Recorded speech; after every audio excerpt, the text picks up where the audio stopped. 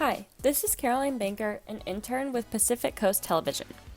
On this week's Coast Life episode, we followed Pride celebrations throughout the Bay Area amidst the global pandemic and national civil unrest. First, we talked to DJ Paige Hodel, a longtime DJ and nightclub performer in the Bay Area. Next, we spoke to the Cheer SF program director Anthony Chavira.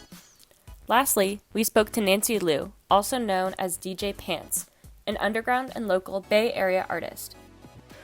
We asked these locals about their performing history, how the pandemic has transformed Pride, and what Pride means to them personally. I happen to be a DJ that loves soul music and funk. It runs through me like blood, like my blood. And it's not a calling that you can ignore. When you are called to be a musician, you cannot ignore it. For me, Pride has always been about freedom. And what is freedom? Freedom is many, many things. And, we are learning clearly, not that we're learning, it has been very clear all along that freedom must be expressed and embodied by everybody. This is a time of protest and a time of saying, things cannot continue the way they are. They cannot.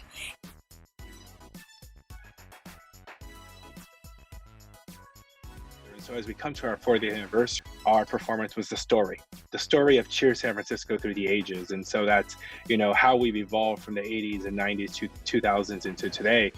We literally go and we perform stunt acrobatics to engage crowds and really just bring that spirit and those smiles to everyone. Pride season is a big time for us to go out into the community and really be a part of the community and celebrate with everyone around in the LGBT community and beyond. My name is Nancy and my DJ alias is Pants. I was introduced to the house and techno music scene when I first moved to San Francisco, and I gained a lot of friends within the community who eventually taught me how to DJ. Pride is a day of celebration, but also maybe even most importantly, it's a day of recognition. And I think sometimes people forget about recognition.